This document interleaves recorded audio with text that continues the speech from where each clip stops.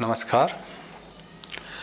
बिहार पर विचार की श्रृंखला में आज रोजगार बिहार में जो गरीबी की हालत है, जो भुखमरी जैसी हो गई है पिछले 6-8 महीने में, इससे कैसे उबरा जाए, इस पर थोड़ी चर्चा करेंगे। आप जो भी हम बोल रहे हैं विचार की श्रृंखला में, इसको आप मैनिफेस्टो भी मान सकते हैं कि हमारा घोषणा पत्र भी है। जो चुनाव में हम उन लोगों का समर्थन करेंगे जो इस घोषणा पत्र को माने। हमने कोई पार्टी नहीं बनाई है, लेकिन जो भी निर्दलीय और छोटी पार्टियां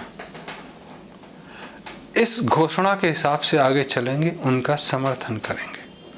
और अगर बड़ी पार्टियां, राष्ट्रीय पार्टियां और प्रादेशिक पार्टियां भी इन मुद्दों को लेती हैं, तो हम उनका धन्यवाद करेंगे और मैदान में नहीं आएंगे। तो रोजगार और भुखमरी की हालत से उबरने के लिए पिछले जो भी 17 वर्षों में हमने देश के प्रयोग देखे कि जहां बेरोजगारी है तो लोग कहते हैं यहाँ पे औद्योगिकरण नहीं है, कारखाने नहीं है, इसलिए बेरोजगारी है।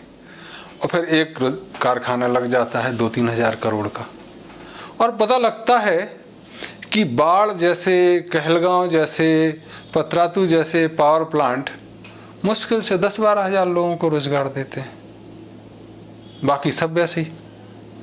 फिर आप एक आटा चक्की ले आते हैं रोजगार के नाम पे, मैदा मिल।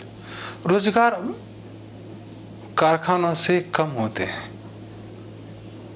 इस देश में 1940 के दशक में विदेशी वस्त्रों की होली जली थी। जो क्लॉथ मैनचेस्टर से आते थे, उनकी होली जली। चरखे का चलन शुरू हुआ। लेकिन आज स्थिति यह है कि कोल्हापुर के इच्छल करंजी को इंडियन मैनचेस्टर कहते हैं। वहाँ हर घर में पावर लूम लगे हैं। चरखा एक तरह से अप्रयोगी जैसा हो गया है तो है खिलौने जैसा, या प्रदर्शनी में रखना, वर्धा में रखा हुआ है, गांधी आश्रम में रखा हुआ है, 2 अक्टूबर को चला दो, इससे ज़्यादा उसकी उपयोगिता रह नहीं गई। जब पूछा गया उस समय कि आप अगर चरखे का चलन बढ़ाना चाहते हैं तो विदेशी वस्त्रों की होली रखो, जल गई। लेकिन जब मुंबई में मिलें लगी तो स्वदेशी के नाम पे आपने इसको आने दिया कि नहीं, देश में लग रही स्वदेशी। तो ये दोहरे मापदंड से रोजगार नहीं आता है, मशीनीकरण बंद नहीं होती।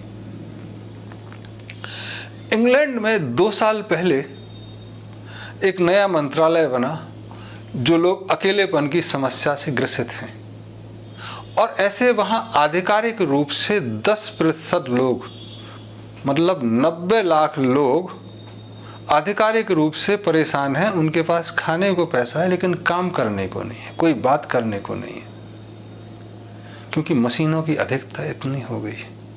भारत में हमारे पास, बुजुर्गों के पास बात करने को भी नहीं है, और काम भी नहीं, और पैसा भी नहीं है। तब हमें मशीनों और मानव के कार्य में तालमेल बिठाना होगा। कुछ मशीनें बंद करनी ही होंगी। रोजगार भी तब आएगा और लोगों का सेहत भी ठीक होगा।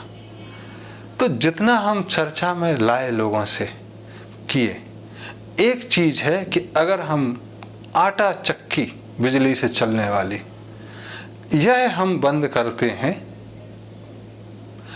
मैदा मिलों का आटा बिकना बंद करते हैं, तो बिहार में आज जो 12 करोड़ जनता है, जो खाने को लेके उसका पद्धति है कि दिन में 2 बार रोटी खाता है, 1 बार चावल, और करीब करीब शहरों वाले 250 ग्राम गेहूं खा लेते हैं और गांव वाले 500 ग्राम खा लेते हैं।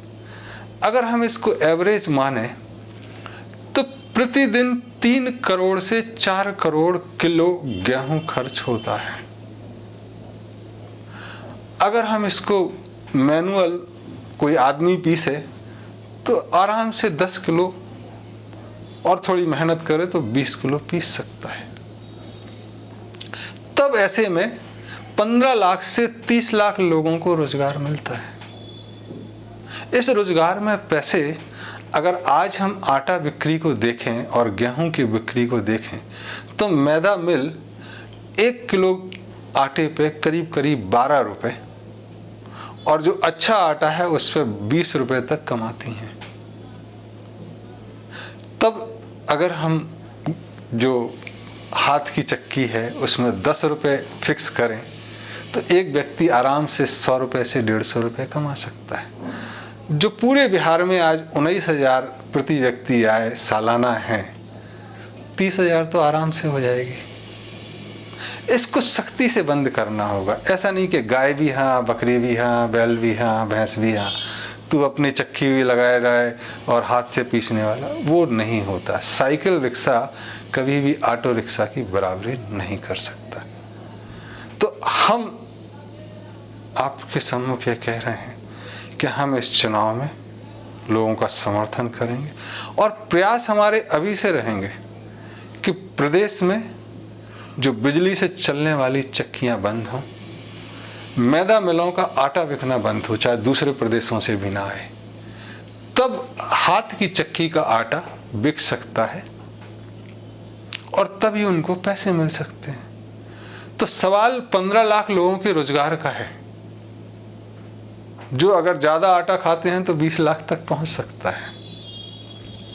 सवाल लोगों का स्वास्थ्य का भी है कि मैदा खाते खाते पेट खराब हो जाता है,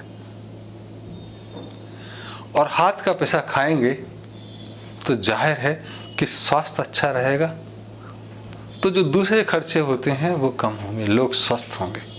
तो मेरे पूरे प्रयास रहेंगे कि मसाला, दालें, गेहूं, चावल, इसकी जो चक्कियां हैं जो मार्केट में कमर्शियल लगी हैं और घरों में जिसने पर्सनल लगा रखी हैं, वो सब बंद हो। मिक्सी चलते रहने देना चाहूँगा, लेकिन ग्राइंडर जो है उसको बंद करने की ज़रूरत है, क्योंकि महिलाओं को दिक्कत हो जाएगी नहीं तो मिक्सी बंद होगी। तो ब्लेंडर मिक्सी चल सकती है लस्सी अस्सी बनाने की। आगे चल के चरखा, सिलबट्टा, खलबट्टा, इनके प्रयोग भी जनमानस के सहमति से, सहयोग से संवाद करने के बाद किए जा सकते हैं।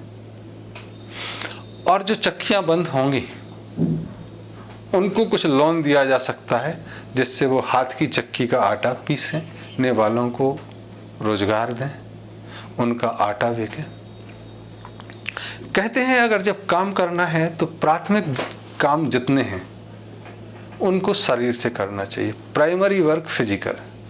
जो द्वितीयक काम है उसको थोड़ा मशीन, थोड़ा शरीर से, secondary semi electrical, semi technical, और जो तृतीयक है उसको टेक्नोलॉजिकल, और जो फोर्थ टाइप के कर्म हैं उनको फुली ऑटोमेटिक करने चाहिए।